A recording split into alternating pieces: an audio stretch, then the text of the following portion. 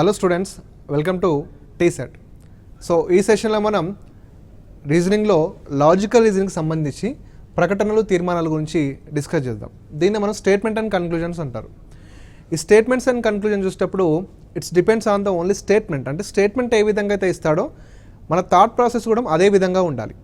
అంటే ఇక్కడ ఒక సామాజిక స్పృహ ఉన్న, ఒక బాధ్యత కలిగిన ఒక భారతీయులాగా ఆలోచించాలి, ఒక పౌరుడిలాగా ఆలోచించాలి. అంటే దేశానికి సంబంధించినటువంటి విషయాలు కానీ, మహిళలకు సంబంధించినటువంటి విషయాలు కానీ, భారత రాజ్యాంగానికి సంబంధించినటువంటి విషయాలు కానీ, వీటన్నిటిలో కూడా మనం చాలా పాజిటివ్గా ఆలోచించాలి. అంటే దేశానికి సంబంధించిన ఎలాంటి నెగిటివ్ అయినా కానీ, మహిళలకు సంబంధించిన ఎలాంటి నెగిటివ్ అయినా కానీ, సో మన ఆర్టికల్స్ వీటన్నిటికి సంబంధించినటువంటి ఎలాంటి నెగిటివ్ అనేది వస్తే వాటిని ఖచ్చితంగా మనం రాంగ్ చేయాల్సి ఉంటుంది. ఓకేనా? అండ్ ఇంకొకటి వన్ సైడ్ కన్క్లూజన్స్, అంటే వన్ సైడ్ తీర్మానాలు ఒకటే పక్క. అంటే ఇప్పుడు వన్ సైడ్ కన్క్లూజన్స్ అంటే ఇన్ ద సెన్స్, ఇప్పుడు అందరూ మంచివారు అంటే ఇది వన్ సైడ్ కన్క్లూజన్ అవుతుంది కదా. అంటే మనుషులందరూ మంచి వాళ్ళగా చూస్తున్నావు, అదేమవుతుంది? రాంగ్ అవుతుంది. ఓకేనా? అందరూ చెడ్డవారు, మళ్ళీ ఇక్కడ కూడా నువ్వు అందరినీ తీసుకొచ్చి ఒక నెగిటివ్ వేలో పెడుతున్నావు. అంటే ఇక్కడ ఆల్ అనేది, ఓకేనా, ఆల్ అనేది కూడా మనకి ఎప్పుడు కూడా రాంగ్ అవుతూ ఉంటుంది. మళ్ళీ ఇంకొకటి స్టేట్మెంట్ ఏదైతే మాట్లాడుతుందో దాని గురించి మాత్రమే ఆలోచించాలి. నువ్వు ప్రకటనను చూసిన తర్వాత ప్రకటనకి లోబడి మాత్రమే తీర్మానాన్ని ఆలోచించాలి తప్ప, ప్రకటనని పక్కకు పెట్టి నువ్వు తీర్మానం చూస్తే ఎలాంటి కన్క్లూజన్ అయినా నీకు కరెక్టే అనిపిస్తుంది. ఓకేనా? సో ఇప్పుడు ఎవ్రీ క్వశ్చన్ మనం వెల్ డీటెయిల్గా చూద్దాం. ఎందుకు రైట్ అవుతుంది, ఎందుకు రాంగ్ అవుతుంది అనేది కూడా ఇక్కడ చూద్దాం. చాలామంది విద్యార్థులు లాజికల్ రీజనింగ్లో మార్క్స్ని సాధించలేకపోతూ ఉంటారు, కన్ఫ్యూజ్ అవుతూ ఉంటారు. సో వెల్ డీటెయిల్గా ఇప్పుడు చూడండి, ఎందుకు క్వశ్చన్స్ రాంగ్ అవుతాయి, ఎందుకు రైట్ అవుతాయి అనేది ఇప్పుడు చూద్దాం. ఫస్ట్ క్వశ్చన్ చూస్తే ఇక్కడ చూడండి, ప్రకటన మెరిసేదంతా బంగారం కాదని ఇచ్చాడు. ఓకేనా? సో కొంచెం కన్ఫ్యూజ్ అవుతూ ఉంటాం. ఇప్పుడు సింపుల్గా ఆ ప్రకటన ద్వారా నీకు ఏమర్థమవుతుంది చెప్పండి? మెరిసేదంతా బంగారం కాదంటే ఒక సామెత, అంటే ఏదో మోసపూరితమైన ఒక సామెత చెప్తుంది. ఇప్పుడు మనకి మామూలుగా మూవీస్లలో ముందుండేవి మంచి రోజులు కాదు బేట అంటాం. అంటే ఇన్ ద సెన్స్ ఏదో సంథింగ్ ఏదో నెగిటివ్ జరిగిపోతుంది కాబట్టి ముందే హెచ్చరిస్తున్నారన్నమాట. సో ఇక్కడ మెరిసేదంతా బంగారం కాదన్నారు. Okay, right. సో ప్రకటనలో బంగారం గురించి మాత్రమే మాట్లాడాడు. నెక్స్ట్ తీర్మానాలు ఏమనంటే అలోహాలు కూడా మెరుస్తాయి. నీకు అలోహాల గురించి మాట్లాడినా లేదు, డైరెక్ట్ తీసేయాలి. నువ్వు ఒకవేళ ప్రకటనను వదిలిపెట్టి దీన్ని చూసావు అనుకోండి, అవును మెరుస్తాయి కదా, సో ఇది రైట్ అనుకుంటావు. అది కాదు, ప్రకటనలో నువ్వు ఎవరి గురించి మాట్లాడుతున్నాడు? బంగారం అంటే మెరిసేదంతా బంగారం కాదు. It's a warning. Okay. Next బంగారం మాత్రమే మెరుస్తుంది. ఓకేనా? కేవలం బంగారం మాత్రమే మెరుస్తుందా? ఓన్లీ ఇక్కడ చూడండి, అంటే వన్ సైడ్ కన్క్లూజన్. ఓకేనా? ఇది కూడా ఏమవుతుంది? రాంగ్ అవుతుంది. నెక్స్ట్ లోహాలలో కొన్ని మెరవకపోవచ్చు. లోహాల గురించి ఏమైనా మాట్లాడి లేదు, ఇది కూడా రాంగ్ అవుతుంది. కొన్ని మెరిసే వస్తువులు మోసపూరితంగా ఉండవచ్చు. ఎస్, చూడండి, నేను చెప్పిన కదా, మెరిసేదంతా బంగారం కాదంటే నీకు ఒక ఏదో హెచ్చరిక అన్నట్టు, ఏదో నెగిటివ్ వేలో చెప్తున్నాడు నీకు. కింద దానికి సంబంధించిన ప్రకటన కొన్ని మెరిసే వస్తువులు, అంటే మెరిసేదంతా బంగారం కాదు అంటే కొన్ని వేరేవి కూడా మెరుస్తాయన్నమాట. ఆ మెరిసేదంతా వస్తువులు మోసపూరితంగా ఉండవచ్చు అని చెప్తున్నాడు. సో ఇక్కడ ప్రకటన అంటే స్టేట్మెంట్ ఆధారంగా ఇచ్చినటువంటి ప్రకటన ఏదైతే ప్రకటన ఆధారంగా ఇచ్చినటువంటి ఏ తీర్మానం కరెక్ట్ అవుతుందంటే D, only D is the correct. ఓకేనా? సో మెరిసేదంతా బంగారం కాదు అంటే నువ్వు మెరిసిన ప్రతిదాన్ని బంగారం అనుకోకు. అలా అనుకుంటూ నువ్వేంటంటే నువ్వు మోసపోతావు అన్నమాట. సో అదేముంది, కొన్ని మెరిసే వస్తువులు మోసపూరితంగా ఉండవచ్చును. ఒక సామెతలా అన్నమాట. ఒక ప్రకటనలో నీకు సజెషన్ చెప్తున్నాడు, ఒక సామెత చెప్తున్నాడు అనమాట. ఓకే. నెక్స్ట్, సో ప్రకటన, నాకు బోర్ కొట్టినప్పుడు మాత్రమే నేను టీవీ చూస్తాను. ఫస్ట్ది ప్రకటన ఏమిచ్చాడంటే నాకు బోర్ కొట్టినప్పుడు మాత్రమే నేను టీవీ చూస్తాను. Okay, good. సెకండ్ ప్రకటన ఏమంటున్నా అంటే నా సోదరుడు నాతో ఉన్నప్పుడు నాకు ఎప్పుడు బోర్ కొట్టదు. Okay, good. నెక్స్ట్ సోదరుడు అంట, నేను థియేటర్కి వెళ్ళినప్పుడల్లా నా సోదరుని వెంట తీసుకొని వెళ్తాను. ఓకే, ఒక వ్యక్తి ఉన్నాడు, అతను ఏమని చెప్తున్నాడు అంటే ఫస్ట్ ఏం చెప్పినంటే నాకు బోర్ కొట్టింది అనుకో నేను టీవీ చూస్తా అంటున్నాడు. గుడ్. నెక్స్ట్, నా సోదరుడు నాతో ఉన్నాడు అనుకో నాకు ఎప్పుడు బోర్ కొట్టదు అంటున్నాడు. ఇది గుడ్. నెక్స్ట్, నేను థియేటర్కి వెళ్ళినప్పుడు నా సోదరుని వెంట తీసుకొని వెళ్తా అంటున్నాడు. ఓకే, ఇచ్చినటువంటి ఈ మూడు ప్రకటనల ఆధారంగా, మూడు స్టేట్మెంట్ల ఆధారంగా ఏ తీర్మానం కరెక్ట్ అవుతావో చూద్దాం. ఫస్ట్ తీర్మానం చూడండి, నాకు బోర్ కొట్టినప్పుడు నా సోదరుని తోడు కోరుకుంటాను. ఓకేనా? మీరు ఇక్కడ కన్ఫ్యూజ్ అవ్వద్దు. అతనికి బోర్ కొట్టినప్పుడు నా సోదరుని తోడును కోరుకుంటాను అంటున్నాడు. ఓకేనా? బట్ ప్రకటనలో ఏమన్నాడు? నాకు బోర్ కొట్టింది అనుకో, నా సోదరుని తోరు కొట్టకుండా అనలేదు. నాకు బోర్ కొడితే నేను టీవీ చూస్తా అన్నాడు. చూడండి, నా బోర్ కొట్టినప్పుడు నేను టీవీ చూస్తా అన్నాడు కదా. మరి ఇక్కడ ఏమంటున్నాడు మళ్ళీ, నా సోదరుని తోడు కోరుకుంటాను. సో ఫస్ట్ ఏమవుతుంది, రాంగ్. నెక్స్ట్, నాకు బోర్ కొట్టినట్లయినా నేను టీవీ చూడను. నాకు బోర్ కొట్టినట్లయినా నేను టీవీ చూడను. చూడండి, నాకు బోర్ కొట్టినప్పుడు టీవీ చూస్తా అన్నాడు. బట్ ఇక్కడ నాకు బోర్ కొట్టినట్లయినా, ఓకే, నాకు బోర్ కొట్టినట్లయినా నేను టీవీ చూడను అంటున్నాను. బోర్ కొడితే టీవీ చూస్తానని ప్రకటనలో చెప్పిండు. ఇక్కడ ఏమంటున్నావు, టీవీ చూడను అంటున్నావు. సో ఇది కూడా రాంగ్. నెక్స్ట్, నాకు బోర్ కొట్టినట్లయినా నేను అరుదుగా టీవీ చూస్తాను. ఓకేనా, నాకు బోర్ కొట్టలేనప్పుడు నేను అరుదుగా టీవీ చూస్తున్నా. అరుదుగా అని చెప్పలే కదా, ఓకేనా, అరుదుగా అని చెప్పలేదు కాబట్టి ఇది కూడా రాంగ్. నెక్స్ట్, నా సోదరుడు నాతో లేకుంటే నేను టీవీ చూస్తాను. ఓకేనా, నా సోదరుడు నాతో లేకుంటే నేను టీవీ చూస్తాను. ఇక్కడ ఈ పాయింట్ చూడండి, ఆయన సోదరుడు ఆయనతో లేకపోతే టీవీ చూస్తారంట.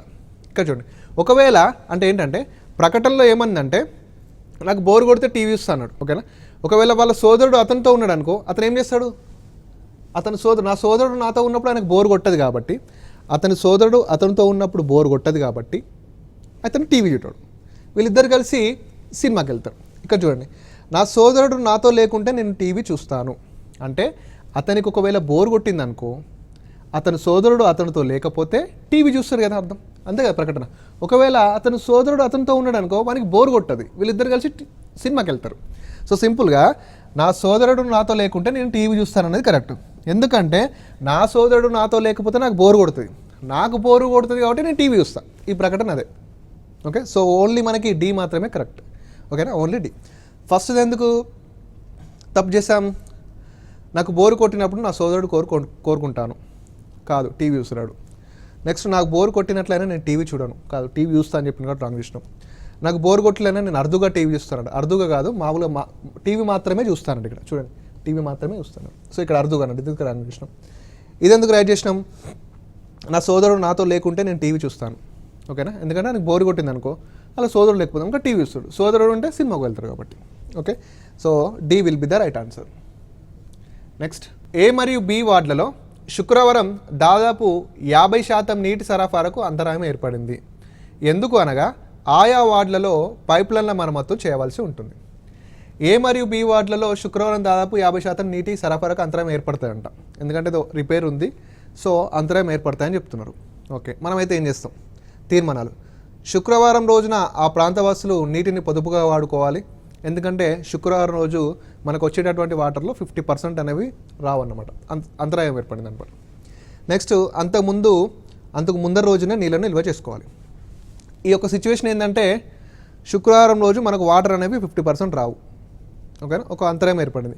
ఏం చేస్తాం, మనకి శుక్రవారం రోజు వాటర్ సమస్య ఉందంటే ఖచ్చితంగా దానికి ముందు రోజు నిల్వ చేసుకుంటాం. ఇది ఫస్ట్ పాయింట్. ఇంకొకటి, వాటర్ రాని రోజు పొదుపుగా వాడుకుంటాం, అంతే కదా. ఎస్, ఇప్పుడు చూడండి, పొదుపుగా వాడుకోవాలనేది కరెక్టే కదా శుక్రవారం రోజు. ఎస్, ఇంకొకటి, అంత ముందు రోజు ఏం చేసుకుంటాం, నిల్వ చేసుకుంటాం, ఎందుకంటే దాని నెక్స్ట్ డే వాటర్ రావు కాబట్టి. సో ఇది కూడా మనకేమవుతుంది, కరెక్ట్ అవుతుంది. ఇక్కడ రెండు కన్క్లూజన్స్ అంటే రెండు తీర్మానాలు కూడా కరెక్టే అన్నమాట. ఓకే, నెక్స్ట్, ప్రపంచంలో మొట్టమొదటిసారిగా యూరోప్లో ప్రారంభమైన పారిశ్రామిక విప్లవం ఇండస్ట్రియల్, ఓకేనా, ఆధునిక యుగం ప్రారంభమైందని చెప్పవచ్చు. పారిశ్రామిక విప్లవం తర్వాత ఒక ఆధునికమైన యుగం ప్రారంభమైందని చెప్తున్నాడు. ఇక్కడ చూడండి, ధనిక పేద వర్గాల మధ్య భేదం ఈ విప్లవానికి నాంది అయినది. సో ఇక్కడ విప్లవం, ఏ విప్లవం ఇది, పారిశ్రామిక విప్లవం, అంటే పరిశ్రమలకు సంబంధించిన విప్లవం తప్ప, ఇది ఒక విప్లవం పరిశ్రమలకు సంబంధించిన విప్లవం తప్ప ధనిక పేద వర్గాలకి సంబంధించినటువంటి విప్లవం అయితే కాదు. ఓకేనా, ధనికులకి మరియు పేదలకి మధ్య భేదాన్ని నాశనం చేయడం అంటే నిర్మూలించడానికి చేసే ఉద్యమం అయితే కాదు. సో ఫస్ట్ది రాంగ్. నెక్స్ట్, విప్లవం సమాజ స్థితిగతులను మార్చింది. ఎస్, విప్లవం సమాజ స్థితిగతులను ఖచ్చితంగా మార్చింది పారిశ్రామిక విప్లవం అనేది. సో ఇక్కడ ఓన్లీ 2 మాత్రమే కరెక్ట్. నెక్స్ట్, ప్రకటన. ప్రతి లైబ్రరీలో పుస్తకాలు ఉంటాయి. ఓకే, ప్రతి లైబ్రరీ పుస్తకాలు ఉంటాయి. తీర్మానం, పుస్తకాలు కేవలం లైబ్రరీలో మాత్రమే ఉంటాయి. చూడండి, ఇక్కడ వన్ సైడ్ కన్క్లూజన్. అంటే పుస్తకాలు అనేవి కేవలం లైబ్రరీలోనే ఉంటాయా, ఇంకెక్కడ ఉండవా? చాలా చోట్ల ఉంటాయి. బుక్ స్టాల్స్లో కూడా బుక్స్ ఉంటాయి, అంటే పుస్తకాలు ఉంటాయి. సో ఇక్కడ కేవలం అన్నాడు కాబట్టి నేను రాంగ్ చేస్తున్నా. మీకు స్టార్టింగ్లోనే చెప్పాను, వన్ సైడ్గా మాట్లాడేటటువంటి ఏ కన్క్లూజన్ అయినా కానీ రాంగే. అంటే ఇతని అర్థమైందంటే పుస్తకాలు కేవలం లైబ్రరీలో మాత్రమే ఉంటాయన్నాను. సో కేవలం కాబట్టి రాంగ్. నెక్స్ట్, లైబ్రరీలో కేవలం పుస్తకాల కోసం మాత్రమే ఉద్దేశించబడింది. ఓకేనా? సో లైబ్రరీ అనేది కేవలం పుస్తకాల కోసం, చూడండి మళ్ళీ ఇక్కడ లైబ్రరీ అనేది కేవలం పుస్తకాల కోసమే మాత్రమే ఉద్దేశించబడింది అంటున్నాడు. ఇప్పుడు మనం లైబ్రరీకి వెళ్తాం, కేవలం పుస్తకాలు తెచ్చుకుంటామా, ఆడ కూర్చొని చదువుకుంటామా? ఫస్ట్ పాయింట్ ఇది. లైబ్రరీకి వెళ్తాం, బుక్స్ తీసుకుంటాం, చదువుకుంటాం కదా, అది కేవలం పుస్తకాలు తెచ్చుకోవడానికే కాదు, దాన్ని బుక్ స్టాల్ అంటాం మనం. అంటే కొనుక్కొని వచ్చేది కేవలం. సో లైబ్రరీ అంటే ఇట్ మీన్స్ ఏంటంటే పుస్తకాలు ఉంటాయి, ఆడ కూర్చొని చదువుకోవచ్చు. బట్ ఇతను ఏమంటున్నాడంటే కేవలం పుస్తకాల కోసమే అంటున్నాడు. సో నేను అందుకే ఇది రాంగ్ చేస్తాను. ఓకేనా? చూడండి, లాజికల్ రీజనింగ్లో చిన్న చిన్న పాయింట్స్ ఎంత ఇంపార్టెంట్, ఎంత క్లియర్గా చెప్తున్నాడు అని. ఎందుకు రాంగ్ అనేది చెప్తున్నాను, ఎందుకు రైట్ అనేది పక్కకు పెడితే ఎందుకు రాంగ్ అనేది తెలుసుకోవాలి. ఓకే, నెక్స్ట్, పుస్తకాలు లేకుండా ఏ లైబ్రరీ లేదు. Yes, good. పుస్తకాలు లేకపోతే దాన్ని లైబ్రరీ అన్నాడు. ఓకేనా? ఖచ్చితంగా పుస్తకాలు ఉంటేనే లైబ్రరీ ఉంటాయి కాబట్టి పుస్తకాలు లేకుండా ఏ లైబ్రరీ ఉండదు. గుడ్. First C right. కొన్ని లైబ్రరీలో పాఠకులు లేరు. ఇక్కడ పాఠకుల గురించి ఎవరు మాట్లాడలేదు కాబట్టి మనకు ఓన్లీ లైబ్రరీ పుస్తకాలే కాబట్టి only C will be the right answer. చూడండి, వన్ సైడ్ కన్క్లూజన్స్ వస్తున్నాయి, కేవలం, మాత్రమే, ఇవన్నీ వచ్చినప్పుడు. సో ఇవన్నీ కూడా రాంగ్, ఇది రాంగ్ చేస్తాం అందుకే. ఓకే, నెక్స్ట్, ప్రకటన. పాఠశాలలో ఏ విద్యార్థి అయితే సక్రమంగా ప్రవర్తించడో అతడు తనతో పాటు పాఠశాలకు కూడా చెడ్డ పేరు తెస్తాడు. పాఠశాలలో ఏ విద్యార్థి అయితే సక్రమంగా ప్రవర్తించడో అతడు తనతో పాటు పాఠశాలకు కూడా చెడ్డ పేరు తెస్తాడు. గుడ్, మంచిది. ఇది తీర్మానం చూడండి. అటువంటి విద్యార్థిని తక్షణమే పాఠశాల నుండి బహిష్కరించాలి. ఎస్, ఖచ్చితంగా. అయితే పాఠశాలకి చెడ్డ పేరు తెచ్చే అలాంటి స్టూడెంట్స్ అనేవి ఖచ్చితంగా అందులో ఉండకూడదు. నెక్స్ట్, అటువంటి విద్యార్థుల విషయంలో కఠిన క్రమశిక్షణ పరివర్తనలో మార్పు తీసుకురాలేదు. అంటే విద్యార్థుల విషయంలో కఠిన క్రమశిక్షణ పరివర్తనలో మార్పు అనేది తీసుకురాలేము. ఇది కూడా మనకి కరెక్ట్ అవుతుంది. So both are correct. Next, నిర్మాణ పనులలో అనుభవం గల కాంట్రాక్టర్ల నుండి సీల్ కవర్లో టెండర్లు కోరమైంది. సో నిర్మాణ పనులలో ఎవరైతే ఉన్నారో అనుభవం గల కాంట్రాక్టర్స్ ఉంటారు, వాళ్ళ దగ్గర నుంచి టెండర్స్ అనేవి సీల్ కవర్లో కోరారంట. ఓకే, ఫస్ట్ తీర్మానం, అనుభవం గల వారి నుండి మాత్రమే టెండర్లు కోరడమైంది. ఓకే, అనుభవం ఇక్కడ మళ్ళీ సార్ ఇక్కడ కేవలం ఎక్కడుంది, అనుభవం గల వారి నుండి మాత్రమే, ఇక్కడ మాత్రమే కదా సార్, ఇది వన్ సైడ్ ఆర్గ్యుమెంట్, అంటే వన్ సైడ్ కన్క్లూజ్ అయ్యి రాంగ్ చేస్తా సార్ అంటే కాదు. ప్రకటనలో ఏమని అంటాడా, నిర్మాణ పనులలో అనుభవం గల కాంట్రాక్టర్లు అంటే అతను చెప్తుండు, ప్రకటనలో చెప్పిండు ఏమని, ఎవరైతే ఎక్స్పీరియన్స్ క్యాండిడేట్స్ ఉంటారో వాళ్ళు మాత్రమే అప్లై చేసుకున్నారు, లేకపోతే వాళ్ళు మాత్రమే బిడ్డింగ్ రమ్మని అంత మంచిగా ప్రకటనలో చెప్పిండు కదా. సో ఇక్కడ ఏంటంటే అనుభవం గల వారి నుండి మాత్రమే టెండర్లు కోరబడినంటే ఎస్. నెక్స్ట్, నిర్మాణ పనులలో అనుభవం గల టెండర్లు దొరుకుట కష్టం. ఓకేనా, ఇది నెగిటివ్ వే. ఓకేనా, సో ఇదేమవుతుంది, రాంగ్ అవుతుంది. ఓకేనా, ఒకవేళ ఇలా ఇచ్చాడు అనుకో ప్రకటన, నిర్మాణ పనులలో కాంట్రాక్టర్ల నుండి సీల్ కవర్లలో టెండర్లు కోరడమైంది, అంటే నిర్మాణ పనులు ఉన్నాయి కదా, కాంట్రాక్టర్ల నుండి సీల్ కోరడం జరిగిందంటే అప్పుడు అనుభవం గురించి మాట్లాడలేదు కాబట్టి ఫస్ట్ ఏమవుతుంది, రాంగ్ అవుతుంది. ఆయన ప్రకటనలో చెప్పిండు, అంటే ఒక అడ్వర్టైజ్మెంట్లో చెప్పిండు only experience candidates are eligible అంటే, only experience candidates are eligible అంటే ఎవరు అప్లై చేస్తారు, ఓన్లీ ఎక్స్పీరియన్స్ క్యాండిడేట్స్ మాత్రమే అప్లై చేస్తారు. సో అట్లా ఇది కూడా అంతే. ఓకేనా, ఓన్లీ అనుభవం గల వారు అన్నారు కాబట్టి సో కేవలం అనుభవం గల వాళ్ళ దగ్గర నుంచి మాత్రమే టెండర్లు తీసుకుంటారు. ఓకే, సో సెకండ్ది మనకి దొరుకుట కష్టం అనే నెగటివ్ కన్క్లూజన్ కాబట్టి రాంగ్ ఇచ్చినాం. నెక్స్ట్, ప్రకటన. యెమెన్ ఇన్స్టిట్యూట్ యొక్క ప్రొఫెసర్ ఇలా అన్నారు. ఒక ప్రొఫెసర్ అనే అతను చెప్పాడంటే ఏమనంటే, ప్రపంచంలో పేరుగాంచిన విద్యా సంస్థలలో ఉన్న ప్రతిభావంతమైన విద్యాబోధన పద్ధతులను మేము అనుసరిస్తున్నాం.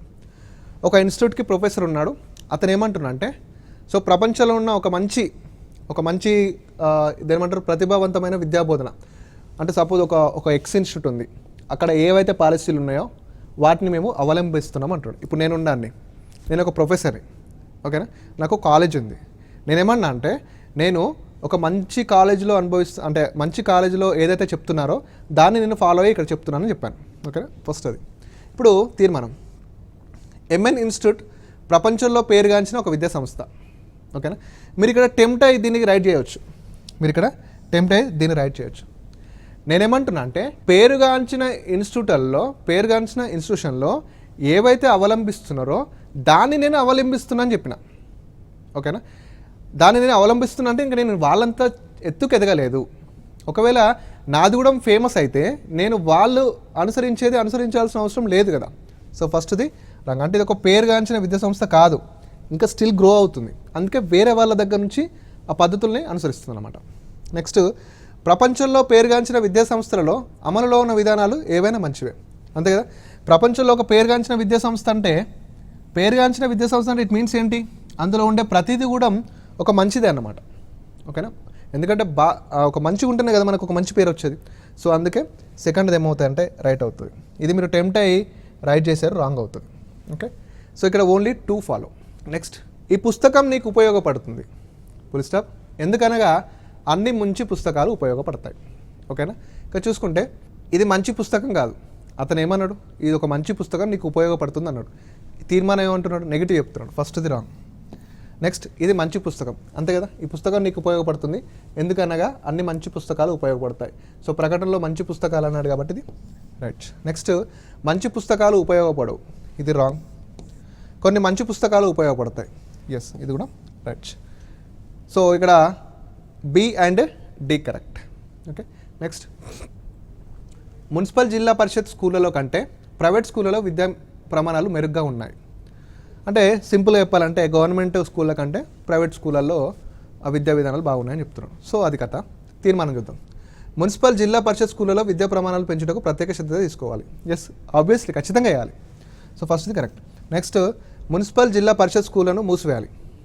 ఓకేనా, చదువు నేను చెప్పిన ఏ విధంగా ఆలోచించాలంటే ఒక సామాజిక స్పృహ ఉన్న ఒక పౌరుడిలా ఆలోచించాలి. ఇప్పుడు స్కూల్ నడుస్తలేవంటే ఎందుకు నడవట్లేదని దానికి రీజన్ తెలుసుకొని దాన్ని బాగుపరచాలి కాబట్టి మూసేస్తామా? ఇప్పుడు మనకు రోగం వస్తుంది, దాన్ని తగ్గడానికి ట్రై చేస్తాం కానీ చావం కదా. సేమ్ యాజ్ ఇట్ ఈస్ ఇక్కడే. సో సెకండ్ కన్క్లూజన్ ఏంటంటే మున్సిపల్ జిల్లా పరిషత్ స్కూళ్ళని మూసివేయాలనేది వెరీ నెగిటివ్. ఇది విద్యా సంస్థకి అంటే గవర్నమెంట్ విద్యా సంస్థలకి వ్యతిరేకంగా ఉంది కాబట్టి ఇది రాంగ్ అనమాట. ఓకేనా, అంటే ఏదైనా స్కూల్కి సంబంధించినటువంటి విషయాలలో ఏంటి అంటే అక్కడ ఏమైనా నెగిటివిటీ ఉంటే దానికి సంబంధించినటువంటి సొల్యూషన్ వెతకాలి తప్ప దాన్ని క్లోజ్ చేయకూడదు. ఓకే, సో అదనమాట. Only 1 conclusion is correct. Next, భారతదేశంలో వ్యవసాయం ఇంజనీరింగ్ మరియు సాంకేతిక రంగాలకు ప్రాథమిక మరియు వైజ్ఞానిక రంగాల కంటే అధిక ప్రోత్సాహం ఇవ్వవలసిన అవసరం ఉంది. భారతదేశంలో వ్యవసాయం ఇంజనీరింగ్ మరియు సాంకేతిక రంగాలకు ప్రాథమిక మరియు వైజ్ఞానిక రంగాల కంటే అధిక ప్రోత్సాహం ఇవ్వాలంట. ఓకే, తీర్మానం. భారతదేశం ప్రాథమిక మరియు వైజ్ఞానిక రంగాల్లో కావాల్సినంత అభివృద్ధి సాధించింది. ఇక్కడ ఏంటంటే విషయం ఏంటంటే ఆయన ఏమంటున్నారంటే ప్రాథమిక వైజ్ఞానిక రంగాల కంటే వీళ్ళకి ఎక్కువ ప్రిఫరెన్స్ ఏరంటుండే కానీ ఇవి రెండు అభివృద్ధి చెందినాయి. ఓకేనా, ఈ ప్రాథమిక మరియు వైజ్ఞానిక రంగాలు అభివృద్ధి చెందినాయి కాబట్టి వీటిని వదిలేసి మిగతా వాటి మీద వడండి అని చెప్పిండా ప్రకటనలో, చెప్పలే కదా. సో వీళ్ళు అభివృద్ధి చెందినాయా లేదని మనకి ఏం చెప్పలేదు కాబట్టి ఫస్ట్ది రాంగ్. నెక్స్ట్, గడిచిన కాలంలో ఆర్థిక వ్యవస్థలో ఉత్పాదక రంగం ప్రోత్సహించబడలేదు. సో ప్రీవియస్ ఇయర్లో వాటికి సంబంధించినటువంటి ప్రోత్సాహాలు ఇవ్వలేదు కాబట్టి ఇప్పుడు ఇవ్వమని చెప్తున్నాడు కాబట్టి సెకండ్ది ఏమవుతుందంటే రైట్ అవుతుంది. సెకండ్ది right. So only 2 conclusion is correct. Next, పాకిస్తాన్తో జరిగిన చివరి వన్డే క్రికెట్ మ్యాచ్లో ఇరువైపులా అన్ని వికెట్లు ఫాస్ట్ బౌలర్ల ద్వారా మాత్రమే తీయబడ్డాయి. ఓకే, తీర్మానాలు. 2 ఇన్నింగ్స్లోనూ ఒక రన్అట్ కూడా లేదు. సెకండ్ది, భారత్ జట్టులో ఫాస్ట్ బౌలర్ మాత్రమే ఉన్నారు, మిగతా అంటే స్పిన్ బౌలర్లు లేరు. ఓకే, ఇక్కడ చూడండి. ఫస్ట్ది పాకిస్తాన్కి మనకి మ్యాచ్ జరిగిందంట. సో బోత్ సైడ్స్ అనేవి వికెట్స్ అందరికి కూడా ఏమంటే ఫాస్ట్ బౌలర్లకే పడ్డాయి. అంటే ఇప్పుడు ఒక ఇన్నింగ్స్ 2 ఇన్నింగ్స్ కలిపి ఒక 20 వికెట్లు అనుకో, అందరికీ ఫాస్ట్ బౌలర్లకే వికెట్లు పడ్డాయంటే ఖచ్చితంగా అక్కడ ఒక నో రన్అట్ కదా. నో రన్అట్ అనేది ఖచ్చితంగా అక్కడ ఎక్కడ కూడా రన్అట్ అనేది జరగలేదు. రన్అట్ జరిగితే బౌలర్ల ఖాతాలోకి పోదు, అంతే కదా. సో ఖచ్చితంగా 20 వికెట్లు పడ్డాయంటే 20 వికెట్లు ఫాస్ట్ బౌలర్లకే పడ్డాయంటే అక్కడ ఒక్క రన్అట్ కూడా లేదని అర్థం. సో ఫస్ట్ ఇది కరెక్టే. నెక్స్ట్, భారత్ జట్టులో ఫాస్ట్ బౌలర్ మాత్రమే ఉన్నారు, స్పిన్ బౌలర్ లేరు. కొంచెం భారత్ జట్టులో ఫాస్ట్ బౌలర్లు మాత్రమే ఉన్నారంట. ఓకేనా, ఫాస్ట్ బౌలర్లు మాత్రమే ఉన్నారు. ఒక టీంలో కేవలం ఫాస్ట్ బౌలర్స్ మాత్రమే ఉండరు, స్పిన్ బౌలర్స్ కూడా ఉంటారు కాబట్టి ఏమవుతుంది, ఇది కూడా wrong. Next, mutual funds market risk లోబడి ఉంటాయి, వాటిలో పెట్టుబడి పెట్టే ముందు సంబంధిత పత్రాలను జాగ్రత్తగా చదవండి. సో మ్యూచువల్ ఫండ్స్ ఉంటాయి కదండి, mutual funds. So mutual funds మార్కెట్లో పెట్టేటప్పుడు మనీ పెట్టేటప్పుడు అందులో కొంచెం రిస్క్ ఉంటుంది. ఎస్, ఖచ్చితంగా. ఎందుకంటే ఒక ఇన్వెస్ట్మెంట్ పెట్టేటప్పుడు ఎక్కడైనా రిస్క్ ఉంటుంది కాబట్టి వాటిలో పెట్టుబడి పెట్టే ముందు సంబంధిత పత్రాలను జాగ్రత్తగా చదవండి అంటున్నాడు. ఓకే, ప్రకటన. తీర్మానం ఏంటంటే మ్యూచువల్ ఫండ్స్ రిస్క్తో కూడుకున్నవి కాబట్టి వాటిలో పెట్టుబడి పెట్టకూడదు. ప్రకటన ఏమన్నాడంటే మ్యూచువల్ ఫండ్స్ రిస్క్ ఉంటుంది నాన్న, మీరు పెట్టుబడి పెట్టేటప్పుడు అవన్నీ జాగ్రత్తగా చదవండి అన్నాడు. అంతేగాని మ్యూచువల్ ఫండ్స్ రిస్క్ ఉంటుంది నువ్వు పెట్టుబడి పెట్టకూడదని మన నెగిటివ్ చెప్పిండా? చెప్పలేదు. ప్రకటనలో పాజిటివ్గా చెప్పాడు, జాగ్రత్తగా వాటిని చదివి మీరు పెట్టుబడి పెట్టాలనుకుంటే. ఇక్కడ ఏమంటున్నాడు తీర్మానం? పెట్టుబడి పెట్టకూడదు అంటున్నాడు, అంటే నెగిటివ్ అంటున్నాడు. సో ఇదేమవుతుంది? రాంగ్. నెక్స్ట్, మ్యూచువల్ ఫండ్స్లో పెట్టుబడికి సంబంధించిన రిస్క్ పరిమాణం గురించి సంబంధిత పత్రాలలో సమాచారం మనకు తెలియజేయవచ్చును. అందుకే కదా మ్యూచువల్ ఫండ్స్లో పెట్టుకు సంబంధించిన దాని రిస్క్ గురించి ఆ పత్రాలలో మనకు ఉంటుంది కాబట్టే ఆ పత్రాలను జాగ్రత్తగా చదవండి అని చెప్పాడు. ఓకేనా? సెకండ్ది ఏమవుతుంది? రైట్ అవుతుంది. ఇక్కడ మనకి ఓన్లీ 2 కన్క్లూజన్ ఫాలో. నెక్స్ట్, అవినీతి గురించి అధికంగా మాట్లాడేవారు ఏదో ఒక సమయంలో అవినీతికి పాల్పడతారు. తీర్మానాలు, ప్రజలకు ద్వంద్వ ప్రమాణాలు ఉంటాయి, అంటే 2 ఫేసెస్. పాటించడం కంటే చెప్పడం తేలిక. ఓకే, ఏమంటున్నా అంటే ప్రకటన ఏమంటే అవినీతి గురించి ఎవరైతే మంచిగా మాట్లాడుతారో వాళ్ళు ఏదో ఒక సందర్భంలో అవినీతికి పాల్పడతారంట. ఇట్ మీన్స్ ఏంటి? వీడేమో బయటికి అవినీతి గురించి ఘోరంగా మాట్లాడతాడు, లోపలేమో చేసే పని చేస్తారనమాట. దీన్ని మనం 2 ఫేసెస్ అంటాం. అంటే ప్రజలకు ద్వంద్వ ప్రమాణాలు ఉంటాయంటే ఎస్ ఉంటాయి. ప్రకటన ఆధారంగా అదే చెప్పింది. నెక్స్ట్, పాటించడం కంటే చెప్పడం తేలిక. అంతే కదా. ప్రకటన ఏమనంటే నువ్వు అవినీతి గురించి మాట్లాడినావు, ఓకేనా, మళ్ళీ ఏమన్నావు? అవినీతి చేసినావు, ఓకేనా. అవినీతి అంటే లంచం తీసుకోనని చెప్పినావు. పాటించడం అనేది తేలిక కాదు, అంతేనా. పాటించడం కంటే చెప్పడం చాలా తేలిక. నేను తీసుకోనని చెప్పినావు, బట్ ఏం చేసినావు? తీసుకుంటున్నావు. అదే కదా ప్రకటన ఆధారం. అందుకే పాటించడం కంటే చెప్పడం అనేది చాలా తేలిక. మాటలు ఏముంటాయండి? ఫ్రీగా కదా, ఎంతైనా మాట్లాడవచ్చు. ఒకవేళ మాటలు కూడా ఖర్చు ఉంటే, అంటే నువ్వు 1 మినిట్ మాట్లాడితే ఒక 100 రూపాయలు కట్ అయితే అంటే మాట్లాడడం మానేస్తాం కదా. ఇక్కడ అదే అనమాట. ఆయన ఏమంటారంటే అవినీతి గురించి ఎవరైతే అధికంగా మాట్లాడతారో వాళ్ళు ఏదో ఒక సమయంలో అవినీతికి పాల్పడతారు. అంటే చెప్పేది ఒకటి, చేసేది ఒకటి. అంటే అతనికి 2 ఫేసెస్ ఉంటాయి. దాన్ని మనం ద్వంద్వ ప్రమాణాలు అంటాం.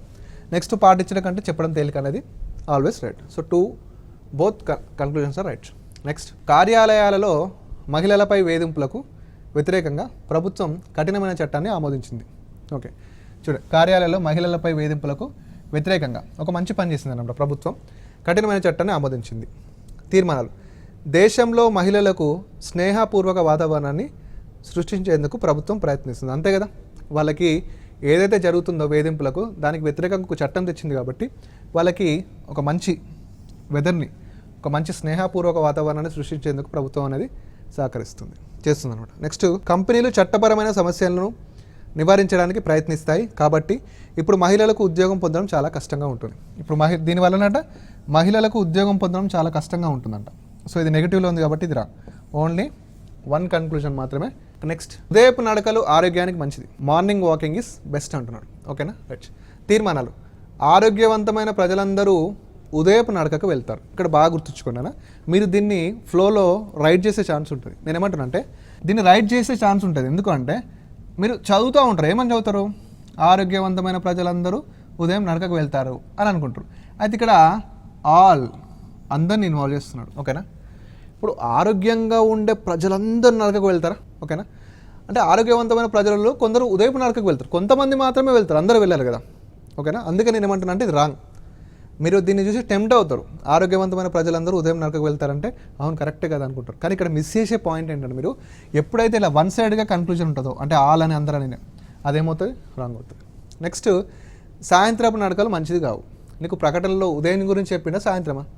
ఉదయం గురించి మాట్లాడాను. మరి ఇదేంటి? Out of the box. అంటే ప్రకటనకి ఇచ్చిన తీర్మానానికి ఎలాంటి సంబంధం లేదు. సో ఇదేమవుతుంది? రాంగ్. నెక్స్ట్, ఈ రోజుల్లో తల్లిదండ్రులు తమ పిల్లల మంచి చదువులకు ఎంత ఖర్చు అయినా వెనుకాడటం లేదు. ఓకేనా, ఈ రోజుల్లో ఫస్ట్ది ప్రకటన, ఈ రోజుల్లో తల్లిదండ్రులు తమ పిల్లల కోసం ఎంత ఖర్చు అయినా పెట్టాలనుకుంటున్నారంట. తీర్మానం, ఈ రోజుల్లో తల్లిదండ్రులు బాగా డబ్బున్నవారే. ఓకే, ఈ రోజుల్లో తల్లిదండ్రులు అందరూ ఉంటున్నారు. చూడండి ఇక్కడ మళ్ళీ, అంటే పేరెంట్స్ ఎవరైతే ఉంటారో అందరూ. ఈ రోజుల్లో తల్లిదండ్రులు అందరూ బాగా డబ్బున్న వాళ్ళు అంటున్నాడు. అంటే తల్లిదండ్రులు అందరూ బాగా డబ్బున్న వాళ్ళ? కాదు కదా, రాదు. నెక్స్ట్, మంచి విద్య ద్వారా తమ పిల్లల్లో సమగ్ర అభివృద్ధిని తల్లిదండ్రులు కోరుకుంటున్నారు. ఎస్, అంటే మంచి విద్య అందిస్తే పిల్లలు సమగ్ర అభివృద్ధిని తల్లిదండ్రులు కోరుకుంటున్నారు. అలా కోరుకుంటున్నారు కాబట్టి వాళ్ళకి ఎంతకైనా ఖర్చు పెట్టాలనుకుంటున్నారు. సో సెకండ్ది కరెక్ట్. ఓకేనా, ఓన్లీ 2 మాత్రమే ఫాలో. నెక్స్ట్, అణు విస్ఫోటనలకు సిద్ధమైనందువల్ల దేశం ఎక్స్ అంతర్జాతీయ స్థాయిలో వ్యతిరేకత పెరిగింది. ఓకే, అణు విస్ఫోటనం చేయాలనుకుంటుంది, అందుకే ఆ దేశం యొక్క ఎక్స్ అనే దేశానికి దానికి వ్యతిరేకత అనేది పెరిగింది. కరెక్టే కదా. దేశంలో పౌరులందరూ ఈ నిర్ణయాన్ని సమర్థించినారు. ఏది ఇలాంటి ఒక ఉగ్రవాద చర్యని దేశంలో ఏ ప్రజలు కూడా సమర్థించారు. సో ఫస్ట్ది రాంగ్. నెక్స్ట్, కొన్ని శక్తివంతమైన దేశాలు మిగతా దేశాలు కూడా శక్తివంతం కావడాన్ని సహించలేవు.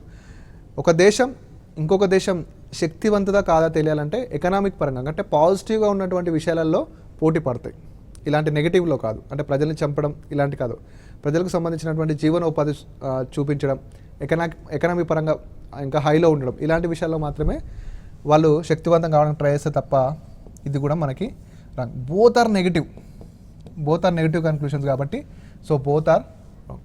నెక్స్ట్, మరణం ఊహించనిది ప్రకటన. ఓకేనా, తీర్మానం మనిషి ఏదో ఒక రోజు మరణించాల్సిందే. ఎస్, కరెక్టే కదా.